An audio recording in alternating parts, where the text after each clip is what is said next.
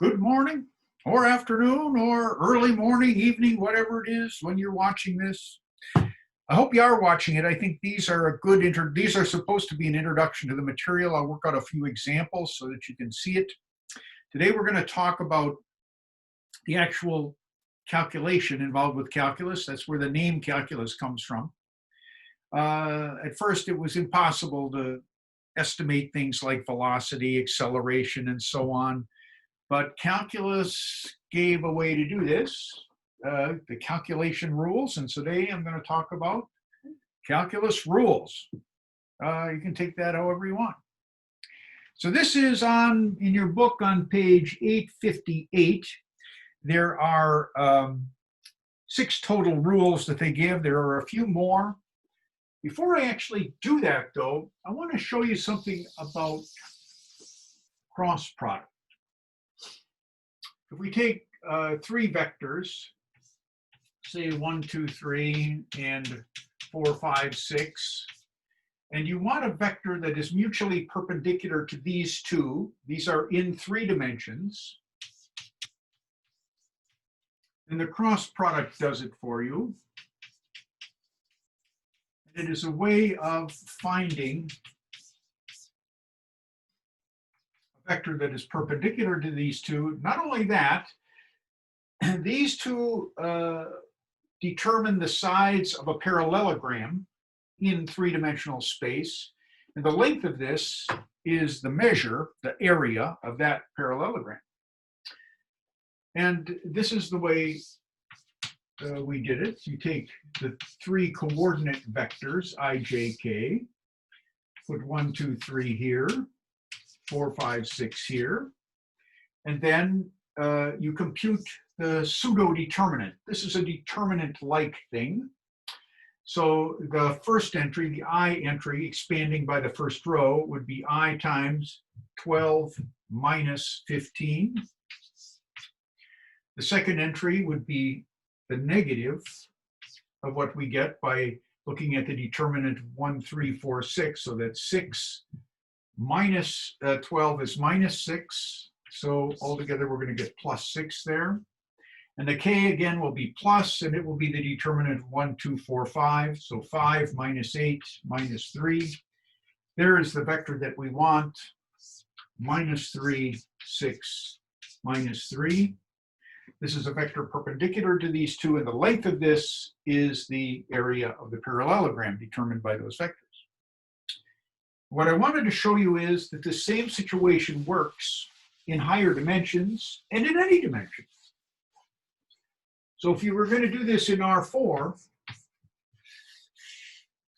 you will need another vector, another coordinate for the 2 vectors.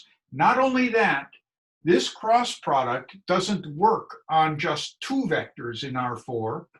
There are many vectors that are infinitely many that are perpendicular to these two, so you need another one. Now you can find a single direction that is mutually perpendicular to all of these 3 in R4. There will be only one direction, or rather any 2 directions that are perpendicular to all 3 will be multiples of each other. To find such a one, you take the cross product of the 3 vectors. I'll call these U1, U2, and U3. So the cross product of U1, U2, and U3. So this is not a binary operation. This works on 3 vectors. This is I, J, K. We need another one, L. Notation changes at about this level, but let's use an L for here. And then the coordinates, 1, 2, 3, 4. 4, 5, 6, 7, 8, 9, 10, 11. So if you take the pseudo-determinant expanding by the first row, so the first coordinate would be I, that is first coordinate, times the determinant of this little 3 by 3 down here, and so on. This will give you a vector that is mutually perpendicular to these 3. These 3 vectors together form a This is called a three-dimensional parallelepiped. It looks like a book that has been skewed in one direction or another. So high-dimensional parallelogram. This will be a three-dimensional parallelogram in 4 space, and the length of this vector is the volume, the measure of that parallelogram, which in this case is the volume. So this is how this works in 4 space. I asked this as a extra credit problem. A couple people got it. Good extra credit. But this is how it works in 4 space. 5 space is similar. But the interesting thing is that it also works in 2 space.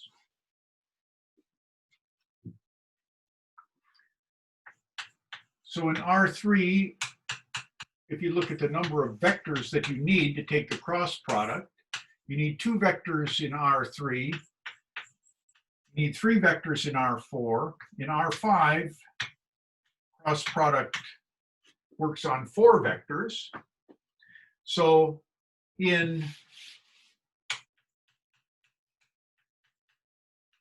R2, it'll only work on 1 vector.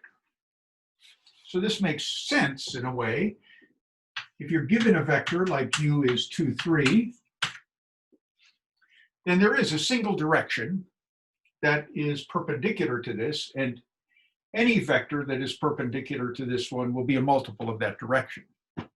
So how do you find it? Hey, ij, only 2 directions now in 2-dimensional space. You look at the determinant here. So it's the exact same program. You get 3i minus 2j. 3 minus 2, and we saw that earlier, that you can just interchange these and change one sign. This tells you to change the second sign.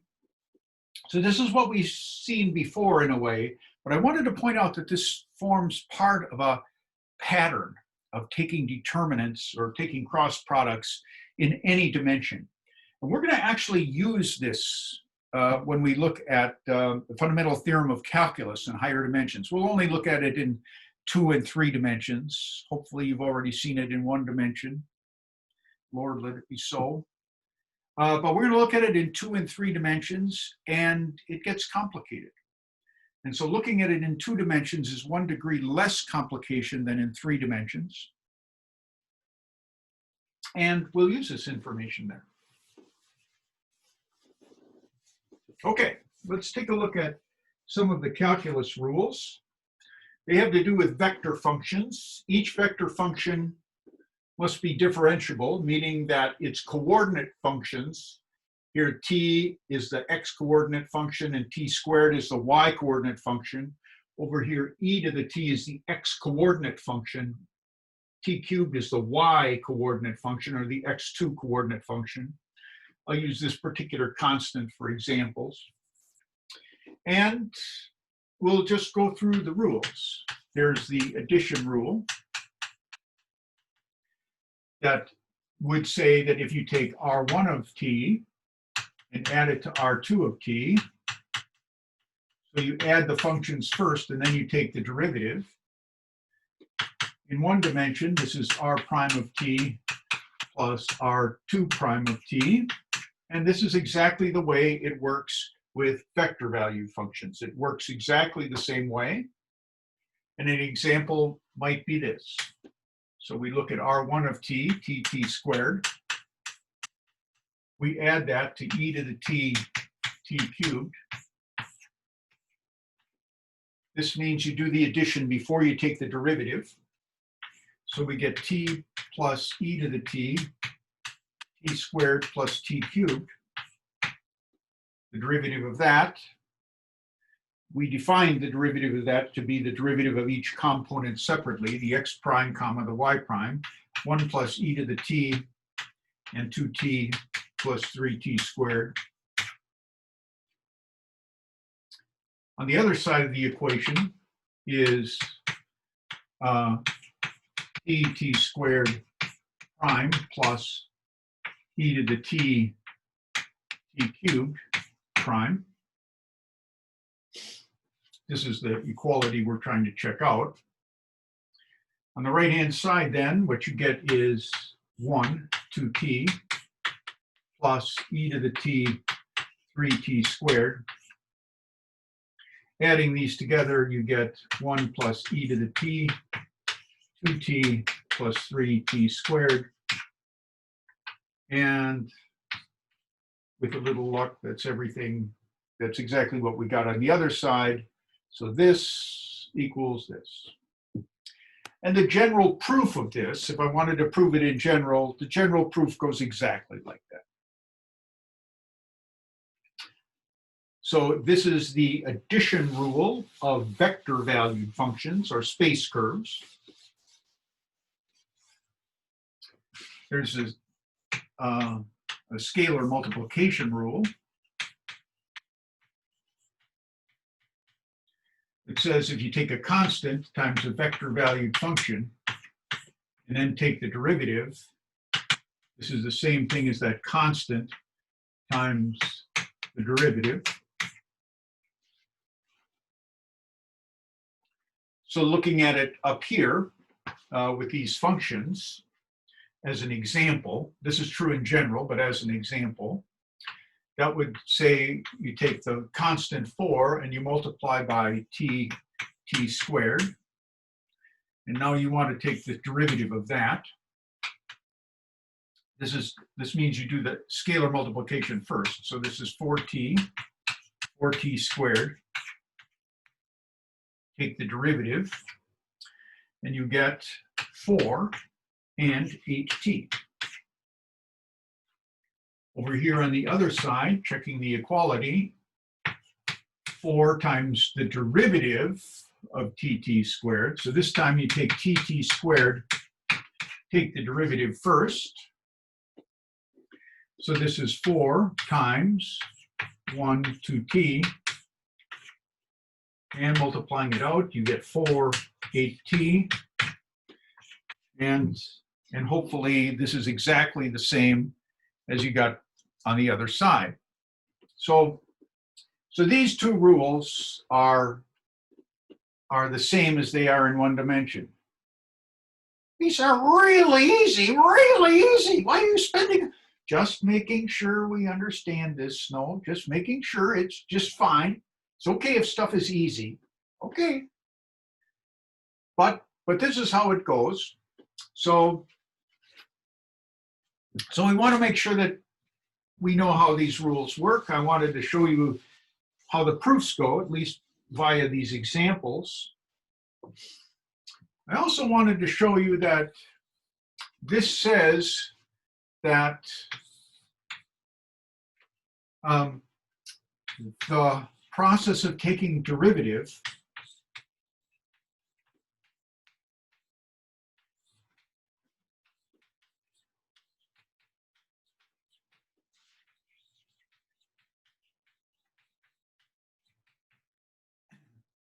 respects addition and scalar multiplication. I hope you ran into that term respects addition and scalar multiplication in linear algebra. This is exactly what it means for a transformation to respect addition, that you can take this operation and distribute it among the individual terms that are added together. So that's what we've done here, distribute this prime to these two terms and the results are equal. Here you distribute the prime only to the function part, the constant just strings along. So this is respect addition. This one is respect scalar multiplication. And this tells you, the fact that it respects both of those tells you derivative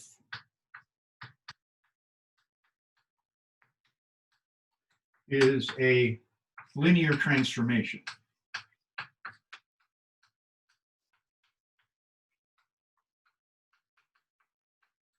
And it's defined on D, the vector space of differentiable functions. So the vector space of differentiable functions has derivative as a linear transformation. We won't go into this a whole lot, but that tells you that derivative has a matrix representation. So there are matrices that represent derivatives, and you can take derivatives by applying, by taking the product with matrices. And this is how Wolfram does it in Mathematica, actually. So anyway, there are several more.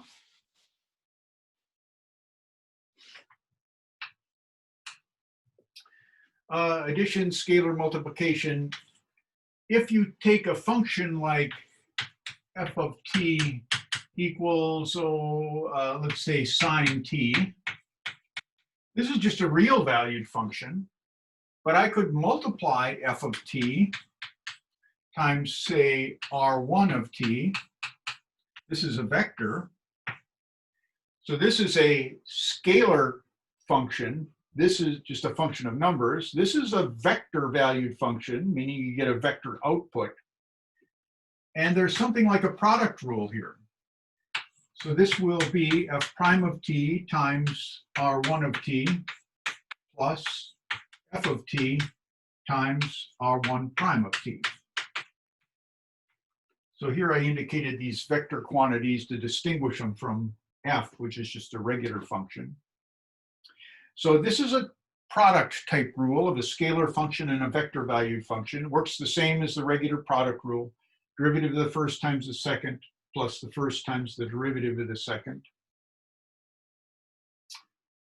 So to show you what this means you take the sine of t, and first of all, you multiply through by this, t squared. And you want to take the derivative. So this is the derivative of t times sine t. Usually these are written in this order. And then t squared sine of t. We want to take the derivative. And now you'll use the product rule on each of these pieces separately, because that's how you take the derivative of a vector valued function. You take the derivative of the individual pieces separately. And when you do that, you get the same formula as you do on the other side. So on the homework, I'm going to ask you to verify a few of these for, as I did up above for the first two. I'm going to ask you to verify a few of these, including number 3.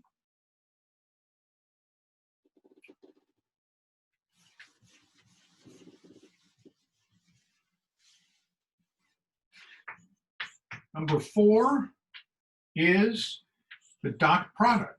If you take r1 of t dot r2 of t prime, these are vector valued functions. When I take the dot product of them, I'm going to get a function just of one real variable with real output, because this output of a dot product is just a number. So the net result will be just the derivative of a function that you already know about. And this will be equal to r1 prime of t dot r2 of t.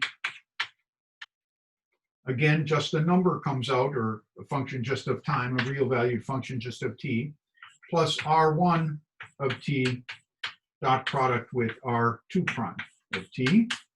So it's another product rule type thing. Works just exactly like the product rule in one dimension. And when you work this out for the example, you should see why. It is basically the product rule in just one dimension at work here. It's not neither of these two is a surprise, either 3 or, I guess I erased the second part of this, f of t. Neither of these two should be a surprise. They are just the product rule in one dimension extended, you might say. Okay, there are a couple more.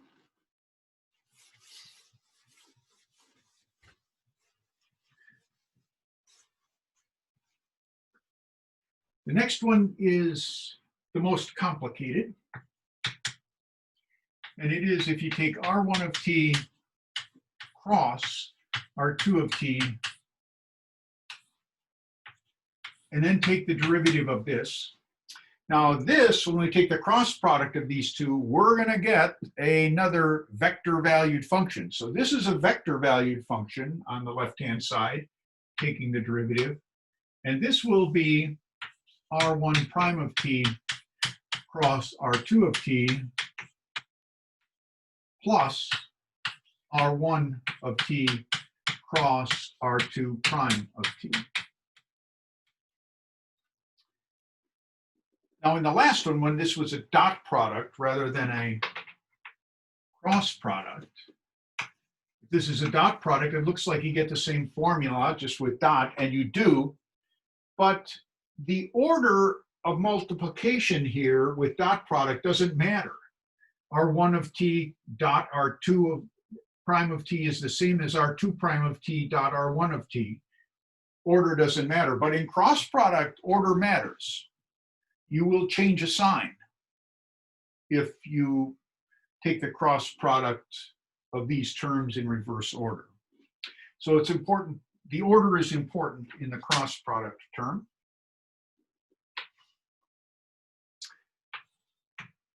Maybe we should set this one up a little bit. So on the left-hand side here, doing cross product, not the blue thing, if you have R1 of t cross R2 of t prime, this means you do the cross product before you take the derivative. So we have R1 of t cross R2 of t, so this would be t squared cross e to the t cubed. Then we need to take the derivative. So we need to take the cross product of these two.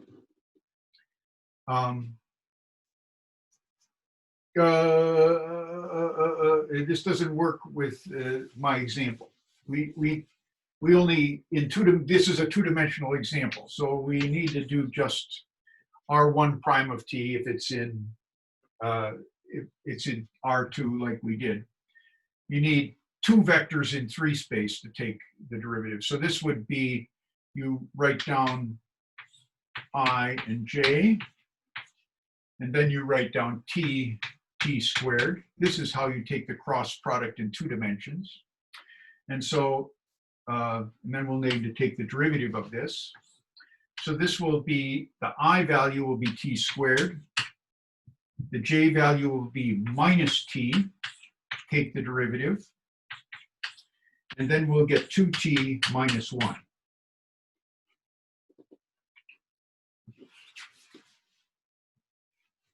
So on the other side of things, so I should have indicated we take the cross product first. Take the cross product, then take the derivative. Here's the cross product, there's the derivative. And on the other side, you take the derivative and then the cross product.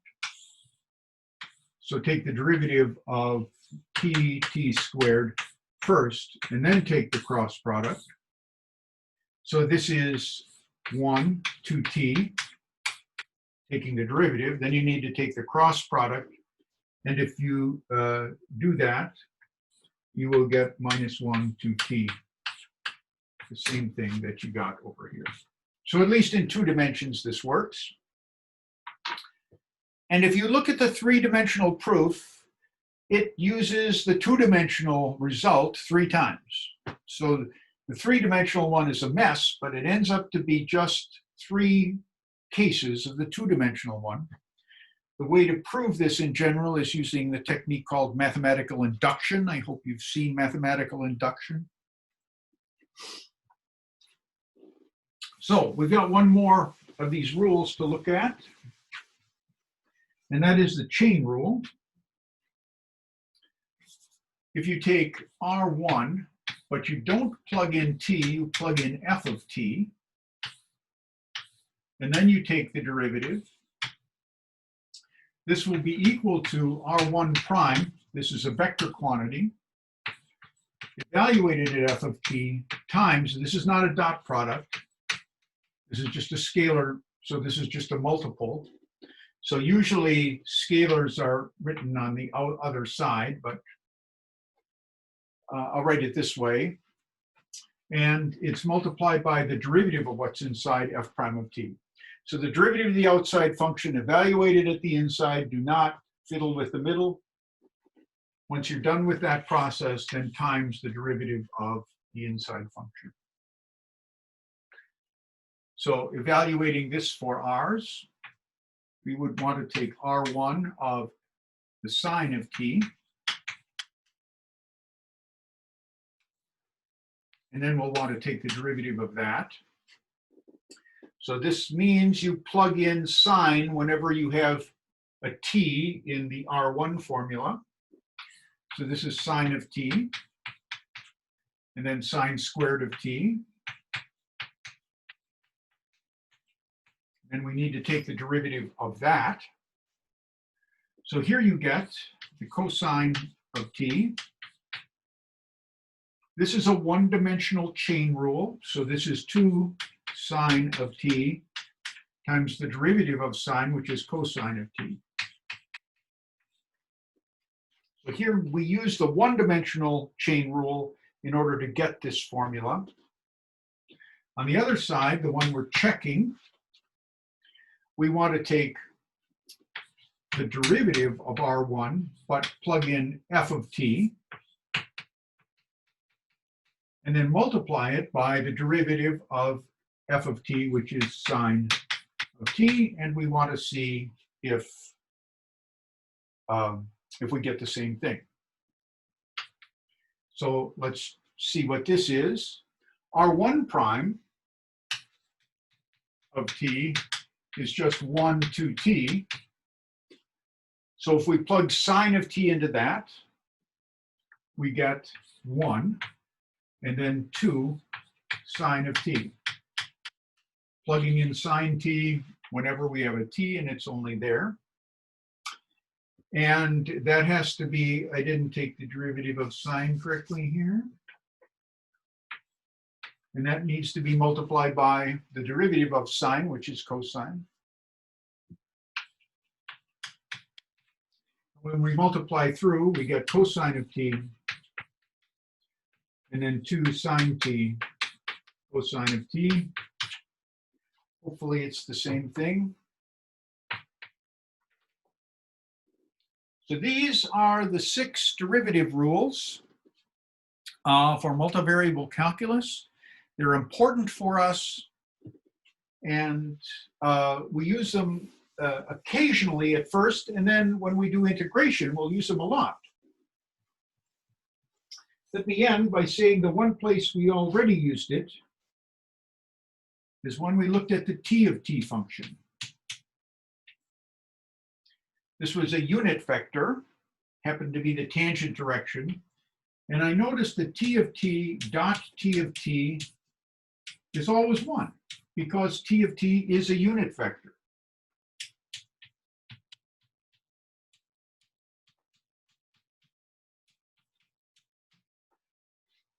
So if you take the derivative of both sides of this equation using the product rule, you get the derivative of the first, t prime of t, dot the second, t of t, plus the first, t of t, dot the derivative of the second, t prime of t.